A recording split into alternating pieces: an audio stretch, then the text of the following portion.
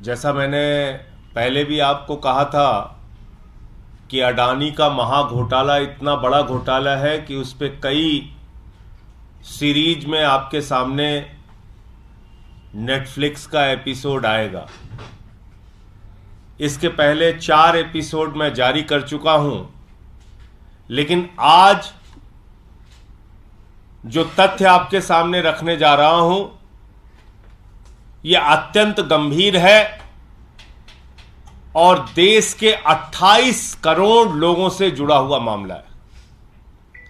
28 करोड़ वो लोग जिसके भविष्य के बारे में नरेंद्र मोदी जी की सरकार ने फैसला लिया कि तुम्हारा पैसा उठाकर पूंजीपतियों को सौंप दिया जाएगा।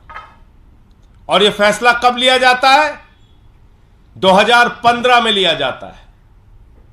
क्या लिया जाता है? सरकारी विभागों में काम करने वाले कर्मचारी जिनका प्रोविडेंट फंड का पैसा कटता है, प्राइवेट कंपनियों में काम करने वाले कर्मचारी जिनका प्रोविडेंट फंड का पैसा कटता है, वो पीएफ का पैसा उठाकर 50 कंपनियों के शेयर खरीदे जाएंगे। 50 कंपनियों के शेयर खरीदे जाएंगे। और आपको जानकर हैरानी होगी कि इसमें 2 कंपनियां, अडानी पोर्ट और अडानी इंटरप्राइजेस, ये 2 कंपनियां अडानी की हैं। और पैसा कितना लगा है आप सुनेंगे तो आपके होश उड़ जाएंगे। 1,57,000 करोड़ रुपए। 1,57,000 करोड़ रुपए इन कंपनियों का शेयर खरीदा गया है। किसके पैसे से?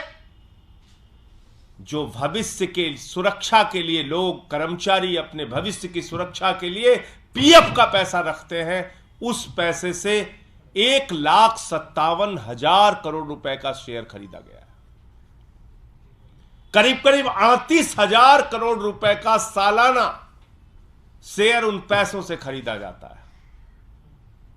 बहुत सारे बुजुर्ग मिल जाते हैं पार्कों में नरेंद्र मोदी जी का समर्थन करने में। मैं आज सभी उन अंकल्स से कहना चाहता हूं, आंटी से कहना चाहता हूं, ध्यान से जरा सोचिए कि क्या हो रहा है आपके साथ। आपका पैसा उठाकर किस तरह से पानी की तरह बहाया जा रहा है। नरेंद्र मोदी जी आपके भविष्य के साथ किस तरह से खिलवाड़ कर रहे हैं, जरा सोचिए। और पार्कों में बैठिए और चर्चा कीजिए तो थोड़ी चर्चा इस पे भी कीजिए। वो सारे अंकल आंटी जो मोदी जी का नारा जोर जोर से लगाते हैं, आपका पैसा उठाकर नरेंद्र मोदी जी ने 1,57,000 करोड़ रुपए पीएफ का पैसा, इस देश के 28 करोड़ लोगों का पैसा उठाकर 50 प्राइवेट कंपनियों के शेयर खरीदने में लगा दिए। और मजेदार बात देखिए, हिंडनबर्ग की रिपोर्ट आई, सबने आगाह किया, भाई अब तो संभल जाओ, अब तो सावधान हो जाओ। हिंडनबर्ग की रिपोर्ट आ गई, बहुत बड़ा भ्रष्टाचार किया है अडानी ने। अडानी ने अपने शेयर को ओवर वैल्यू किया है, अपने शेयर की कीमतें फर्जी तरीके से बढ़ाई है, बाहर से पैसा काला धन लगा के अपने शेयर के दाम बढ़ाए हैं। उनके शेयर का वास्तविक दाम क्या है पता नहीं है। कृपा करके अब अडानी के शेयर मत खरीदो। किसने कहा? तमाम फाइनेंशियल एक्सपर्ट्स ने, तमाम अर्थशास्त्रियों ने, तमाम लोगों ने आगाह किया कि भाई ये बुजुर्गों का पैसा है, ये कर्मचारियों का पैसा है, ये इस देश के 28 करोड़ लोगों का पैसा है, इसको कम से कम अडानी की कंपनी में अब तो मत डुबाओ। लेकिन 27 मार्च को मीटिंग होती है ईटीएफओ बोर्ड की,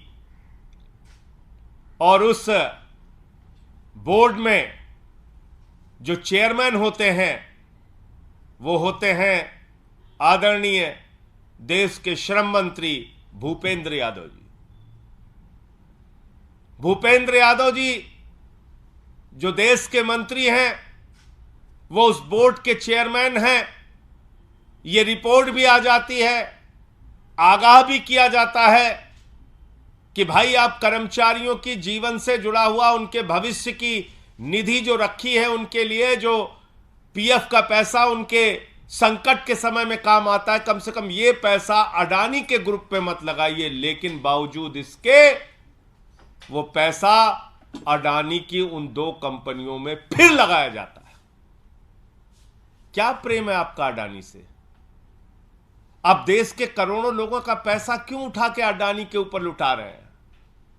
एलआईसी में लुटा रहे हैं अडानी का पैसा, अडानी का पैसा उठाकर एलआईसी का पैसा उठाकर अडानी के ऊपर लुटा रहे हैं, एसबीआई का पैसा उठाकर अडानी के ऊपर लुटा रहे हैं, पीएनबी का पैसा उठाकर अडानी के ऊपर लुटा रहे हैं, बैंकों का पैसा उठाकर अडानी के ऊपर लुटा रहे हैं, और अब ये पीएफ का पैसा, करोड़ों लोगों के जिंदगी से जुड़ा हुआ पीएफ का पैसा वो उठाकर अडानी के ऊपर लुटा रहे हैं।